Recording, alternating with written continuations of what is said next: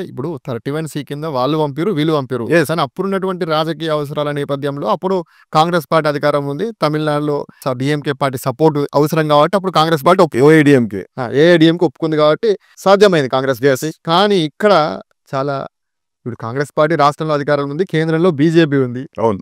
ఇది ఎట్లా సాధ్యమైంది అది? అందుకోసమే మేము అనేది ఏంటంటే మీ దగ్గర చిత్తశుద్ధి ఉంటే రేవంత్ రెడ్డి గారి ప్రభుత్వానికి ఒక అంకిత భావం ఉంటే సుప్రీంకోర్టు ఉన్నది మనకు.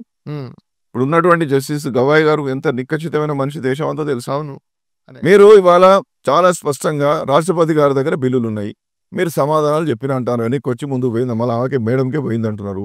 సుప్రీంకోర్టులో కేసు రిజెక్ట్ చేయని మేడం చేసి తీసుకురండి, మళ్ళీ అసెంబ్లీని పెట్టండి, ఆమోదింపజేసుకోండి, 9th షెడ్యూల్ కింద పెట్టమని చెప్పి కేంద్రం దగ్గర ఇవ్వండి. రాష్ట్రపతి దగ్గర ఉన్నటువంటి ఫైల్ మీద సుప్రీంకోర్టులో ఛాలెంజ్ చేయొచ్చా? ప్రభుత్వం చేయొచ్చు. అన్నిటికీ అనేకమైన కేసులు ఉన్నాయి. ఎస్ఆర్ బొమ్మాయి ముఖ్యమంత్రిగా ఉన్నప్పుడు జరిగిన కేసులు కావచ్చు, రాజారాం పాల్ విషయంలో కావచ్చు, చాలా మంది చాలా సైటేషన్స్ ఉన్నాయి. రాష్ట్రపతి గారి యొక్క నిర్ణయాలు జుడిషియల్ రివ్యూ పరిధికి వస్తాయని చాలా కేసులు చెప్పబడ్డది. కాబట్టి మీకు అధికారం వచ్చింది, అవి పాత కేసులు పక్క పెట్టండి. నిన్న కూడా మీకు తమిళనాడు విషయంలో 1 నెలలో గవర్నర్ గారు 3 నెలల్లో రాష్ట్రపతి గారు ఏదో ఒకటి తేల్చాలని చెప్పినారు కదా. దాని విషయంలో సరే రాష్ట్రపతి గారు 14 ప్రశ్నలతో సుప్రీంకోర్టును అడిగారు. అది దాని మీద రాజ్యాంగ ధర్మాసనం వేసిన జరిగి ఉండవచ్చు. కానీ మీది వాళ్ళ సుప్రీంకోర్టుకు పోయి న్యాయబద్ధంగా మీ బిల్లులను వెనక్కి తెచ్చుకునేటటువంటి అధికారం అతి సునాయాసంగా సుప్రీంకోర్టు నుండి వచ్చే అవకాశం ఉన్నది. దాన్ని మీరు అడుగుతలేరు. మీరు ఏమైనా రాహుల్ గాంధీ గారి ముందు ప్రజెంటేషన్లు, సోనియా గాంధీ గారి ముందు ప్రజెంటేషన్లు, సోనియా గాంధీ గారిని నానంటే నాకు ఆస్కార్ అవార్డు, నోబెల్ ప్రైజ్ అని చెప్పుకుంటున్నారు తప్ప మీరు తెలంగాణ ప్రజలకు జవాబుదారితనంగా లేరు. మీరు అఖిల పక్షానికి పవర్ పాయింట్ ప్రజెంటేషన్ చేయాల్సి ఉండే, విజ్ఞులను మేధావులను దానికి సంబంధించినటువంటి వాళ్ళని పవర్ పాయింట్ ప్రజెంటేషన్ చేయాల్సి ఉండే. ఇవాళ ఉన్న మాలాంటి వాళ్ళు ఇట్లా మీలాంటి టీవీల ముందు అనేక మాట్లాడుతున్నాం కదా, దీంట్లో సత్యాలు ఉంటే వాటిని ఆనాడు ప్రశ్నించినప్పుడు మీరు దాన్ని రెక్టిఫై చేసుకొని ముందుకు పోవాల్సిన అవసరం ఉండే. మీరు అది ఏం చేస్తలేరు.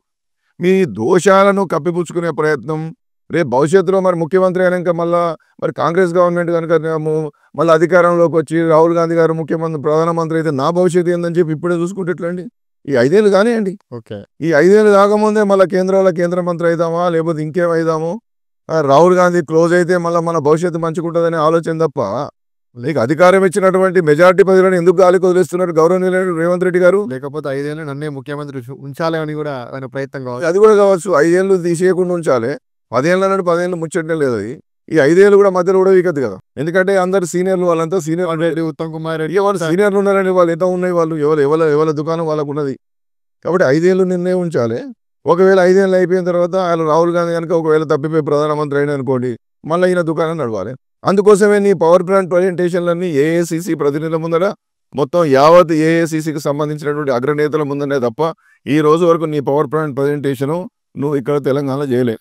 అసెంబ్లీలో చేయను. ఓకే, దానికంటే ముందు మనకు తెలంగాణలో ఒక సర్వే చేశారు, క్యాస్ట్ సర్వే అని చేశారు. అసలు ఇది శాస్త్రీయంగా జరిగిందా?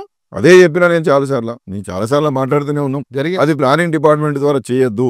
నేను నిన్న కూడా ప్రెస్ మీట్ పెట్టి చెప్పాను. ఓకే, మీరు చేసేది తప్పు. నేను 100 సార్లు నేను బీసీ కమిషన్ చైర్మన్గా ఉన్ననాడు కూడా, నేను చైర్మన్గా ఉన్ననాడే సర్వే చేయాలనేటువంటిది రికమెండ్ చేసింది. యాజ్ ఎ చైర్మన్గా మా బీసీ కమిషన్ ద్వారా మా సభ్యులు మేము అందరం కలిసి చేశాం. దాని ద్వారానే వీళ్ళంతా సర్వేకి వెళ్ళిపోయారు. కానీ అది ఒక ఇండిపెండెంట్ కమిషన్ వేస్ట్ చేయండి. ఓకే, ఒక స్వతంత్రమైన కమిషన్ వేస్ట్ చేస్తే నడుస్తుంది. బీసీ కమిషన్ ద్వారా జరగాలి, బీసీ కమిషన్ ద్వారా చేయొచ్చు. కర్ణాటకలో బీసీ కమిషన్ చేసింది. అవును. లేదా ఒక ఇండిపెండెంట్ కమిషన్ వేయండి, రాజ్యాంగబద్ధంగా చట్టబద్ధంగా ఏదో ఒకటి యాక్ట్స్ ఉన్నాయి, బోల్డ్ అయిన యాక్ట్, ఏదో ఒక యాక్ట్ ప్రకారం చేయొచ్చు.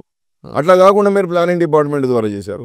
దానికి శాంటిటీ ఉండదు. ఎందుకంటే గవర్నమెంట్లో భాగంగా ఉన్నటువంటి బ్యూరోక్రాట్స్ ద్వారా చేయించేటటువంటి బ్యూరోక్రాట్ సర్వేకు లీగల్ శాంటిటీ ఉండదు, లీగల్ వ్యాలిడిటీ ఉండదు. ఓకే, కాబట్టి అది తప్పు ప్రాథమికంగా అని చెప్పి తెలిసిన తర్వాత కూడా మీరు చేస్తే ఇక విమర్శించకపోతే ఏం చేయాలి? ఇక్కడ మొదటి తప్పు ఇక్కడే చేసారు అంతే. సర్వే నుండే తప్పు జరిగింది. ఇదే డెడికేటెడ్ కమిషన్ ముందే వేసి ఆ డెడికేటెడ్ కమిషన్ ద్వారానే సర్వే చేయించి ఆ డెడికేటెడ్ కమిషన్ ద్వారానే అన్ని రికమెండేషన్స్ తీసుకుంటే ఇవాళ నిజంగా రియల్ హీరో రేవంత్ రెడ్డి గారు, దేశంలో పెద్ద హీరో. కానీ తన అవకాశాన్ని చేజార్చుకున్నాడు. ఆయన ఏమైనా రాహుల్ గాంధీ దృష్టిపరుడే. ఎందుకు అసలు ఈ డెడికేషన్ కమిషన్తో చేయించకుండా, లేకపోతే ఒక చట్టబద్ధమైనటువంటి ఒక కమిషన్తో చేయించకుండా ఈ ప్లానింగ్ కమిషన్ తోటి చేయించడానికి కారణాలు ఏముంటాయి? ప్లానింగ్ డిపార్ట్మెంట్ తెలియదు. మరి ఆయనకే తెలియదు. ఆయన ఎప్పుడు వివరణ ఇవ్వలే, దాని మీద మాట్లాడలే. ఎవరైనా మాట్లాడితే కూడా పలానాడు ఇట్లా అంటుంటే వాడు పిచ్చోడు, వానికి ఎందులో వీనికి ఎందులో అని చేరుతున్నాడు తప్ప అది వివరణ ఇవ్వాలి. ప్రజాస్వామ్యం అండి.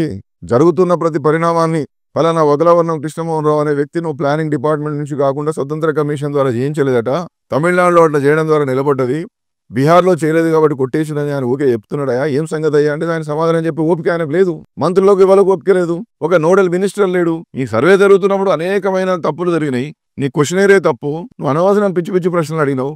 ఇది నేను మాట్లాడుతుంటే ఏమవుతుందంటే అక్షయ్ గారు, వీనికి ఏం పర్లేదు ఇదే దుకాణం పెట్టుకున్నాడు ఇది అనుకుంటారు. అది వాస్తవాలు తెలియాలి కదా ప్రజలకు. అంటే మరి ఇక అరిచి అరిచి మా గొంతులు ఎండిపోతున్నాయే తప్ప ప్రభుత్వంలో కదలిక లేదు.